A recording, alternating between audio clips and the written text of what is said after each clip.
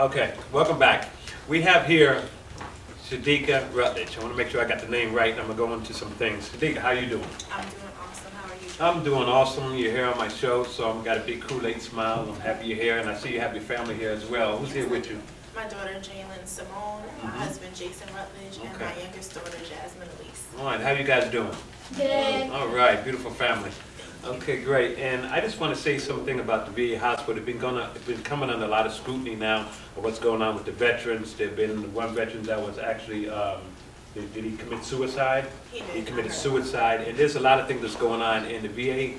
Well, Congressman David Scott had went in with John Lewis, and they had to remove the former director, and they have a young lady that's director now. But me personally, I don't think things are moving as fast as that should be. So while we're doing this video, I'm going to send this video personally to David Scott and to John Lewis, because I feel that they're not moving like they should be moving, and right now they should be moving since it's an election year.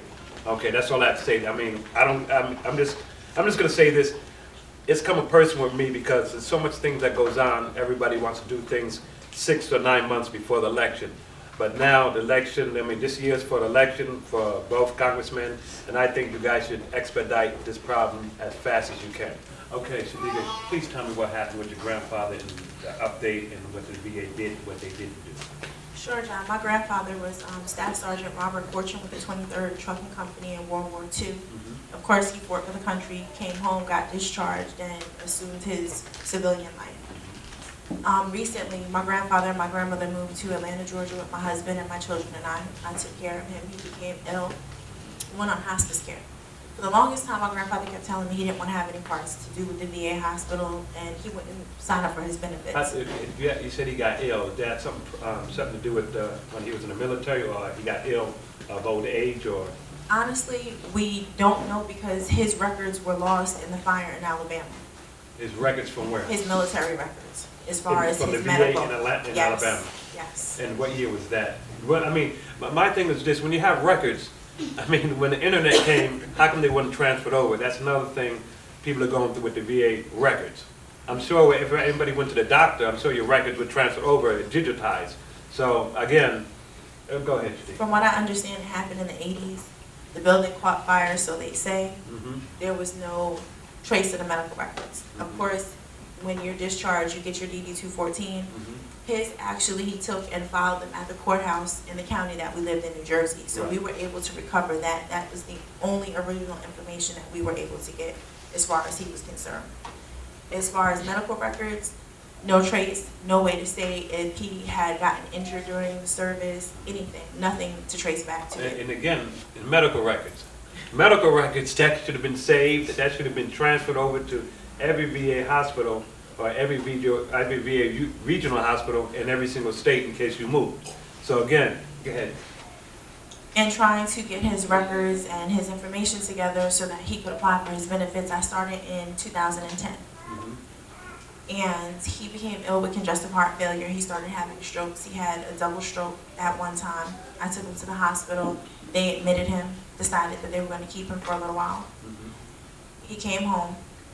We took him back, and they told me this time, when he got sick again, that he wasn't going to make it through the weekend. And which VA hospital is this? He actually didn't go to the VA Okay. hospital because he begged me not to take him, because he told me if you go to the VA, you don't come home from the VA. So when he did go to the VA hospital, which VA hospital was that? Was that the one in Claremont Road? Yes, it was. Okay, I got something to say about that VA hospital. My father was in that VA hospital on Claremont Road. I mean, I had a personal experience with that. That VA hospital, I don't know why they contract their patients to go into nursing homes. My father was in the VA hospital on Claremont Road. I don't know why in the world did they send him to the Sunvale nursing home off Cleveland Avenue. And I'm thinking it's a federal hospital. Why can't you build another hospital, make more room? I mean, there's so much things going on in the VA, and now, I mean, I just want to get this out because, I mean, people need to know, and the VA needs to, step up their game. I'm sorry for interrupting you. I get, kind of. That's okay. I'm starting to notice that it's become a very heartfelt situation for other people that are going through it or have gone through it. He begged me not to take him to the VA hospital, so I didn't. I did my research and I asked, does he have to have a doctor at the VA hospital? They told me no, he can have his own doctor. Right. So I got him his own doctor. Right. I took him to his own doctor. His doctor took care of him. And I said, well, Grandpa, we can't afford to continue to pay for your care. So let's go through the VA, get your benefits that you're due, and try to get some assistance. Not as easy as I thought it was going to be. Well, tell me when you first went to the VA hospital, when you walked through, you talked to the nurse. Tell me the step by step what you experienced. My experience is, okay. And then this is the one on Claremont Road. Yeah, right? this is the one on You want to get Claremont Road. everybody right. They This is send the you one to the on Claremont regional Road office. in Atlanta. You get up 8 o'clock in the morning because you know it's going to be an all-day affair. I made arrangements for him, made sure the kids went to school, told my husband, I'm headed out to the VA. Little did I know everything you go through. First you get there, you go to the regional office, you go through the metal detector, you have to empty all your personal effects. It goes through, they tell you where to go. You get to a roll like in the bakery where you pull a number, and then you go and sit. And you wait. Is that the emergency? That's the emergency room? No, this is actually the regional office Okay. before they even send you over to the hospital. Okay. So you sit there and you wait, and you wait. They call your number. There's a very non-friendly person sitting at the desk. You go up, you give them your information. They ask you for your ID. You hand it to them. Okay, somebody will be with you in a little while. Go and sit and wait till your number's called and your name is called again. So you go back to sitting and waiting. So of course, while you're sitting and waiting, there are other veterans there, there are other family members that are going through the same thing you are. You get to talking, people start saying things, and it's like, okay. You sit there and wait again. I think I sat for 3.5 hours before someone came in the back and got me. They took me to the back, they gave me the paperwork. I started asking, well, what do I need to fill it out? What paperwork do you need from me in order to get this done? Well, wait, let me see what you need. So I think because he's on hospice care, let me inform them of this. So I tell him he's on hospice care, which normally, for those of you that don't know, hospice usually gives you 6 months or less to live. In my grandfather's situation, his hospice actually ran for 4 years because he was a fighter. Now, I'm gonna say the receptionist know your father was on hospice care? Yes, I let him know. I told him, Wow. I tried to make that urgent to let them know, you know, this is a serious situation. We really need help. I need somebody to help me with this. Right. I get in the back, lady comes out, she hands me the papers. This So what is you need to this fill lady out. the receptionist or the nurse? No, this is actually a representative in the back in the regional office before they send you over to the hospital. Wow. They give you the paperwork to fill out. You can't even see the hospital people because you don't have your benefits. If you don't have your benefits, then you see no one. But don't they have you give them information, they can punch it up? No. It has to be entered in first. Right. Then they have to verify through your DD-214 and everything, who you are, what rank you had, where you were, what you did. So this is what I'm doing here. I'm going step by step so everybody can realize what she goes through when she had took her grandfather up there. Go ahead, she can finish up. Well, due to his health, I couldn't even take him with me. I had to do it all myself for him. After you go through that, I said to them, well, I don't know what benefits he qualifies for. Can you please tell me? Boy, that was a big mistake. They tell you, oh, well, he may be approved for medical, but we're not sure. We have to see if it's service-related or non-service related. Okay. But didn't they know that information when he was discharged? I mean, discharging over the years. I mean, that information should have been known. I mean, in the through records in the computer base and the database, all that should have. If they had his records, but his records got burned in the fire. And I found out he's not the only veteran who lost their records. I actually got a letter back from the VA telling me that due to the loss of his medical records in the fire in Alabama, which I wasn't aware of, there's no record of what medical things he went through, other than what your doctor gives down. So of course I went with a big stack of all his medical records. I handed it to them. Never give your originals. I made all photocopies, handed them the photocopies. You guys can keep this. So during all this time when you're trying to get the paperwork and all this information, you still haven't seen a doctor? No, he's never seen a VA doctor. He's only seen our personal doctor.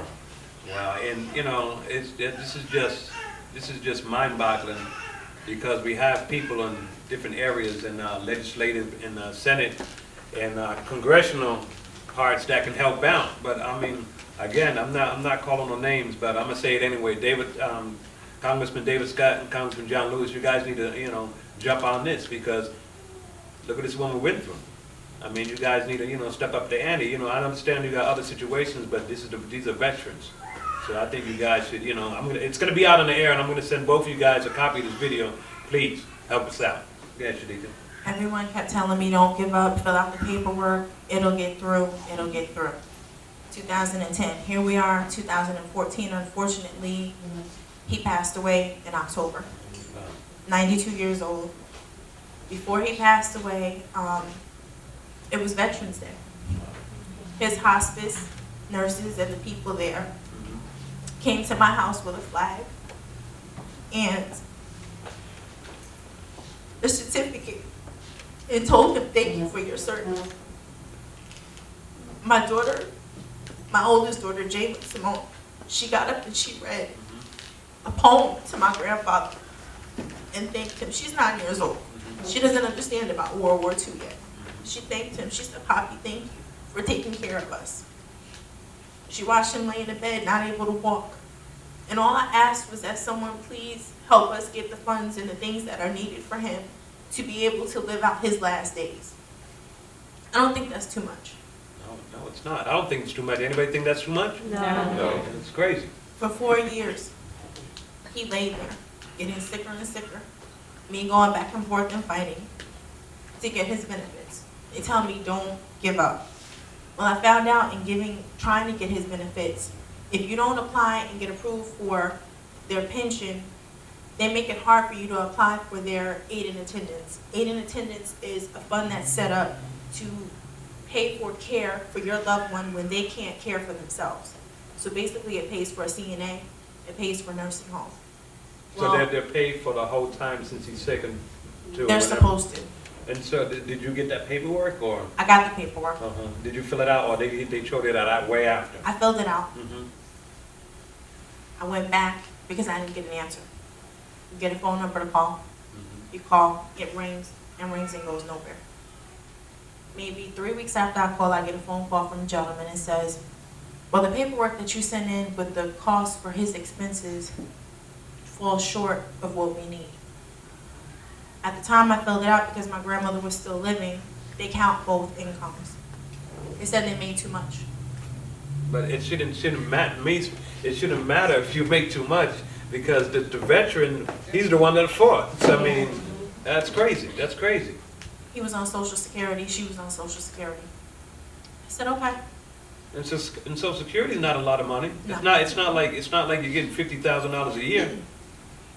They told me that they had to count them. So they told me, include her expenses if she's ill, which she was a diabetic. She had a stroke. So I started including her expenses. Oh, and Mrs. Rutledge, you're a couple $100 short of making the mark for them to get assistance. Wow. Okay. Waited. I got frustrated. Then I got sick. And I said, okay, I'm going to try again. I can't take care of him like I used to. I went to school to be a medical assistant, got my degree, started taking care of them, and then I got sick. So I said, now we really need the help. So I went back. My grandmother passes away in 2012. I'm not trying to be funny. You might as well stay on the state's level and get, public assistance and Medicaid. It's crazy. It's easier to get that than it is to get the benefits for someone who fought for this country. I go back and I reapply for him, only to find out that they closed out his first application. And the time frame, when you did that and they closed it out, what was the time frame on that? It was a year and a half. But they weren't supposed to close it as long as you had correspondence. Right. If you let the correspondence lapse 60 days, then they're supposed to close it out. But nobody even contacted No. you to say, hey, No.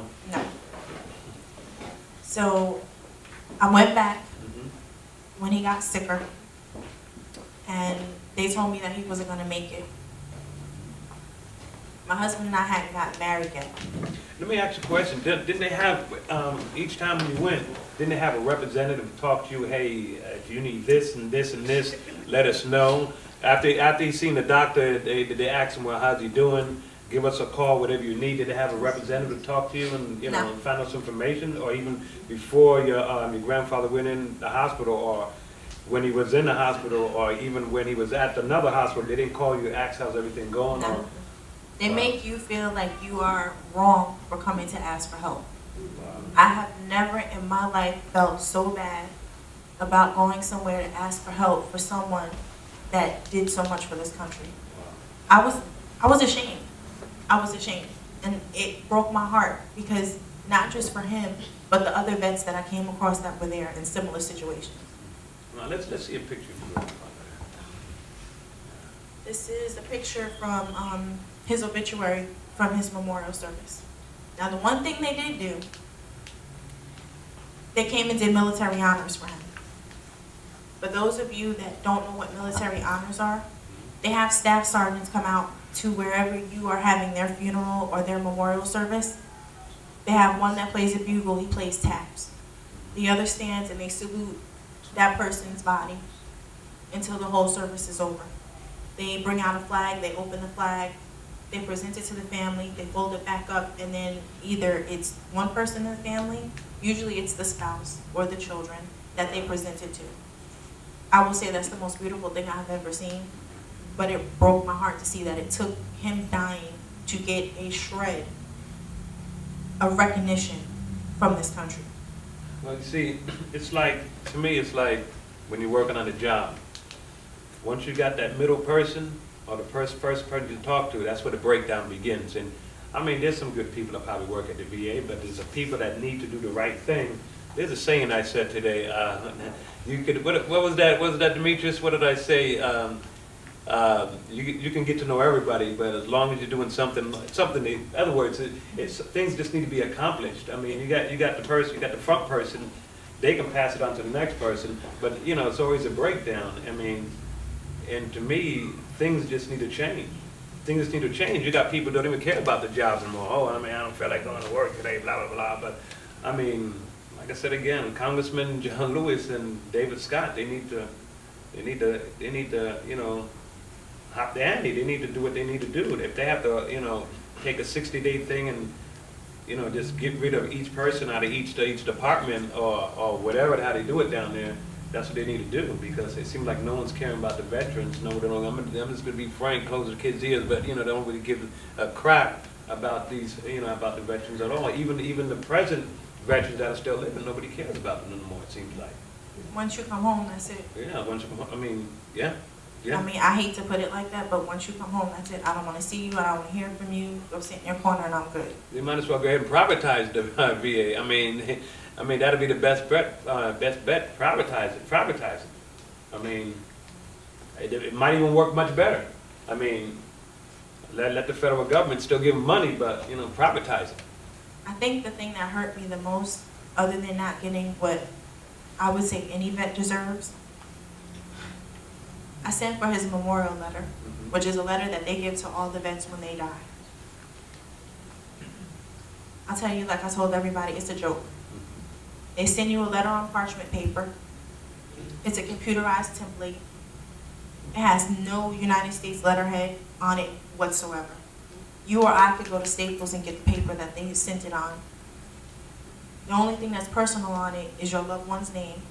It has a seal about this big that's gold, that's supposed to be the American seal that you can barely see. It has President Obama's name, not even signed, but computer signed on it. When they send it to you, it has your name and address on the back of it because they didn't put a separate sheet of paper to mail it. And that's what they send you for your loved one. Thank you. Thank you for your service. And that's it. That's it. Never to be heard from again. He died in October. I got that memorial letter a week ago in the mail, a week ago. And you sent it out in October? I sent it out, and I got his death certificate in November, the beginning of November.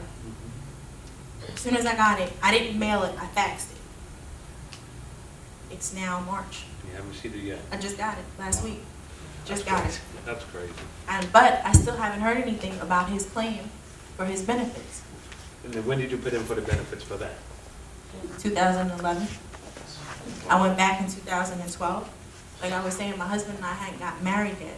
We got married in 2011, the weekend they told me my grandfather was going to die at Gwinnett Medical Center. They told me he wasn't going to make it. My grandfather raised me, so to me, he had to walk me down the aisle. Exactly. So we changed our plans and got married at the hospital. So when he finally did close his eyes, the first thing I said was, well, we need to call the VA and let them know that he's passed. When your loved one passes through the service, they're supposed to provide burial payment, a headstone, Right. all of those things. I get the paperwork, I fill it out after we've done everything, and I said to him, well, he was cremated.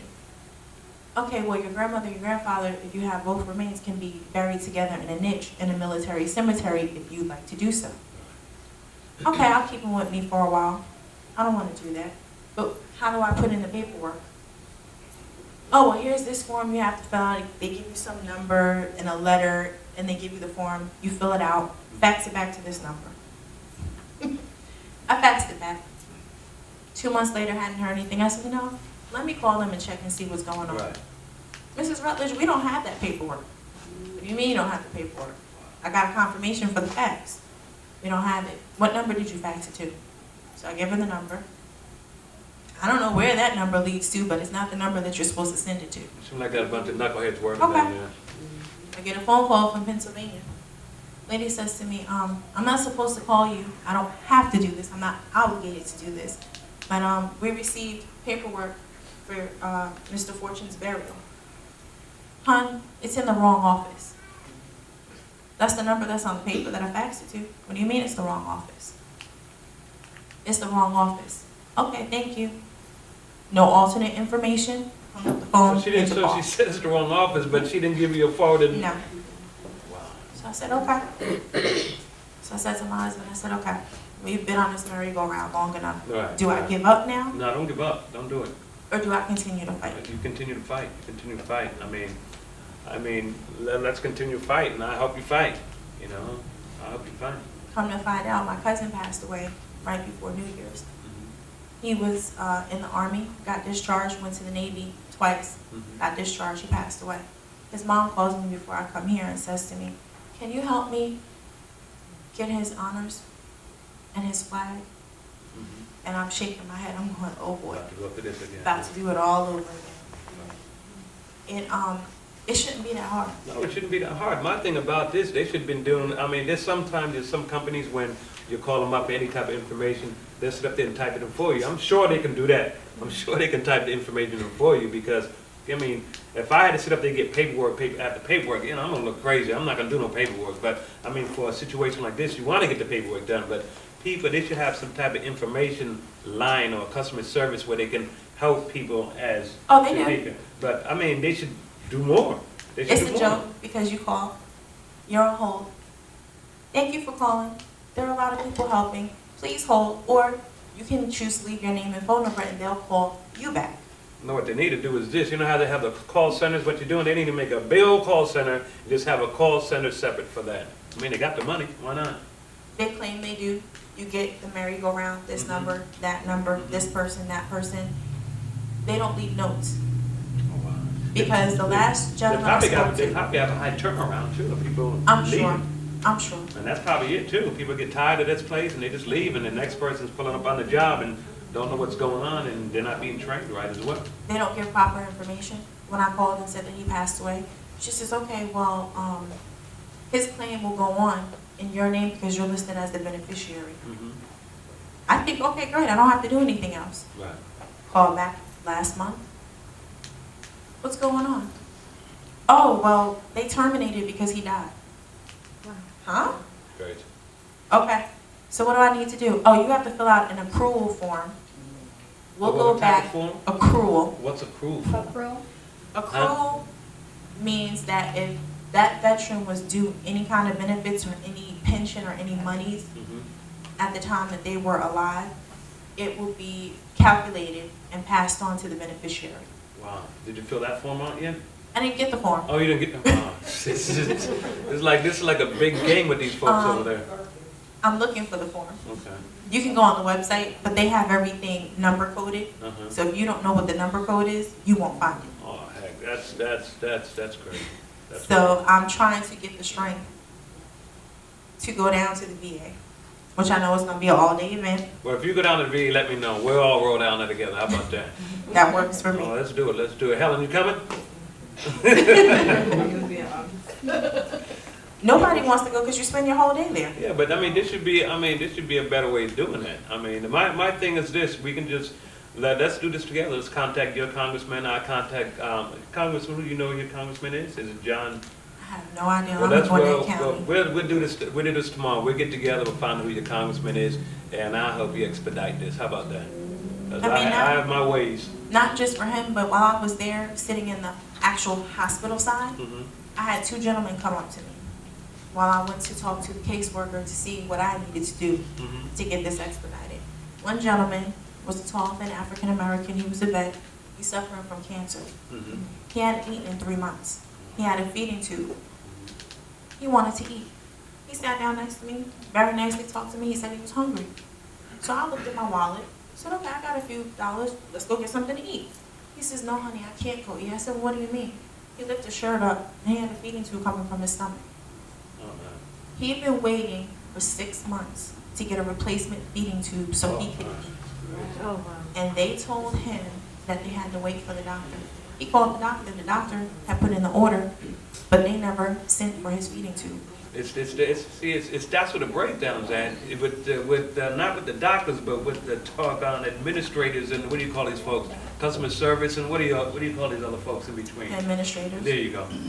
But that wasn't what broke my heart. What broke my heart was to hear the way the young lady at the desk talked to him when she called him to help him. Whatever his name was, I don't remember. Please forgive me.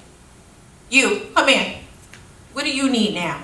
Oh, man. How do you talk to somebody like Wow, that's that? great. You're down here again. Aren't you supposed to be on the floor? He's trying to get answers. Right. Had another gentleman that just came home, strung out on drugs, sitting in the same office with me, small office, like you and I are sitting. He got kicked out of his group home because he was having problems. Went crashed on a friend's house. Now he's back asking, where can you put me? I have no place to go. Well, you failed your drug test. Well, it don't matter. He's a veteran. I mean, come on, that's crazy. So he's sleeping under a bridge. Oh, wow. Let me see if I can get you some help. What do you mean, let me see if I can get you some help? How do you not give him the help he needs? How do you not put him in rehab?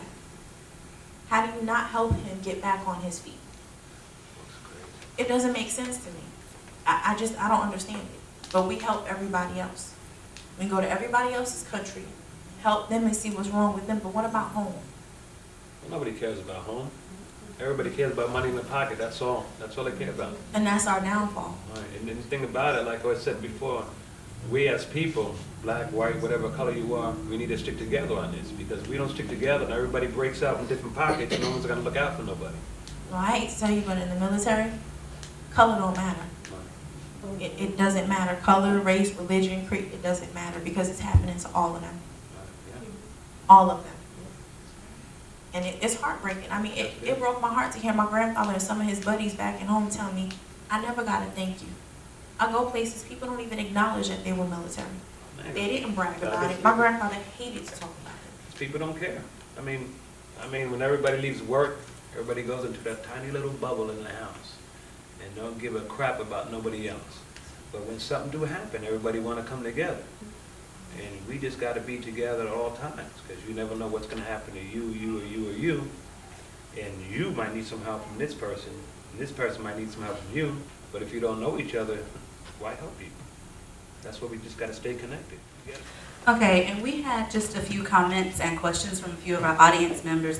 However, a few of them could not actually be on camera, so they wanted me to voice their opinions for them. The first they gave me to read, it is estimated that 22 American military veterans die by suicide every day. That's nearly 1 every hour of every day, of every week, of every month. That's over 8,000 veterans every year. So please just be mindful of that.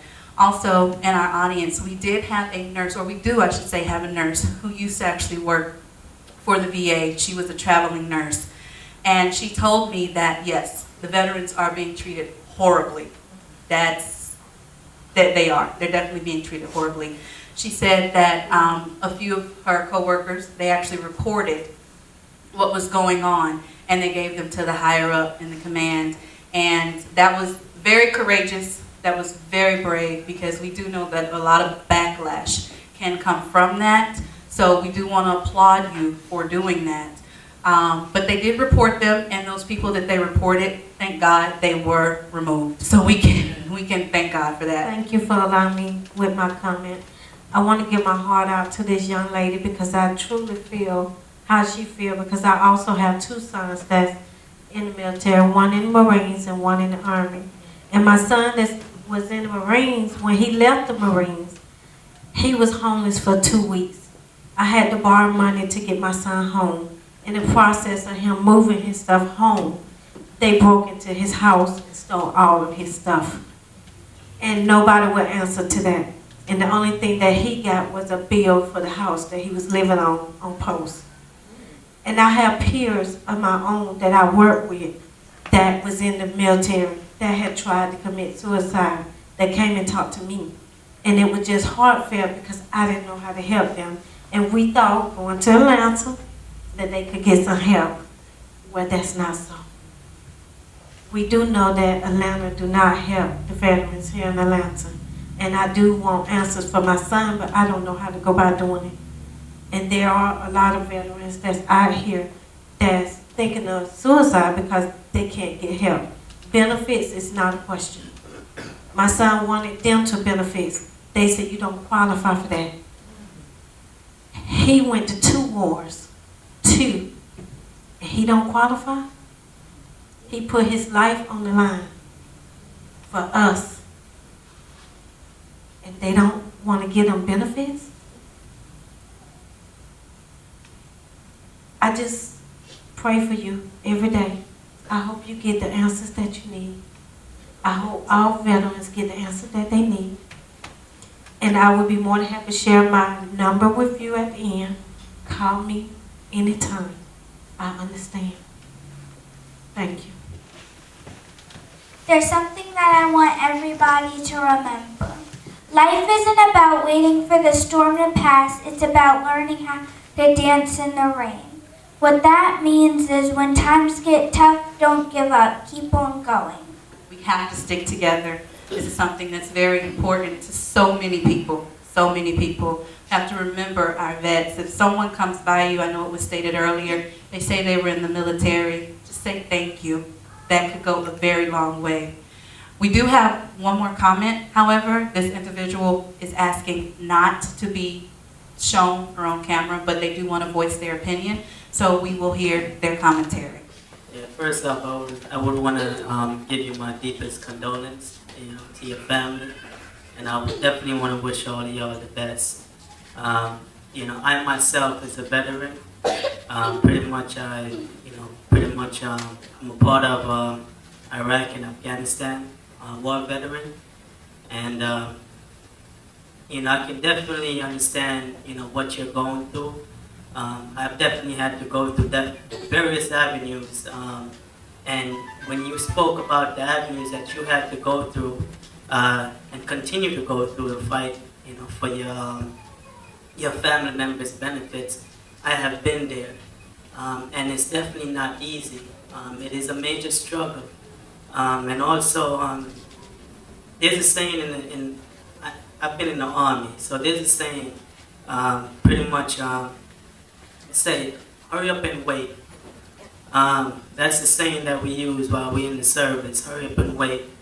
And no matter how rough or how bad the situation is, you can't us military people really can't focus on time because we have to have that patience as we go through whatever avenues that we go through. But the thing is that you cannot stop fighting.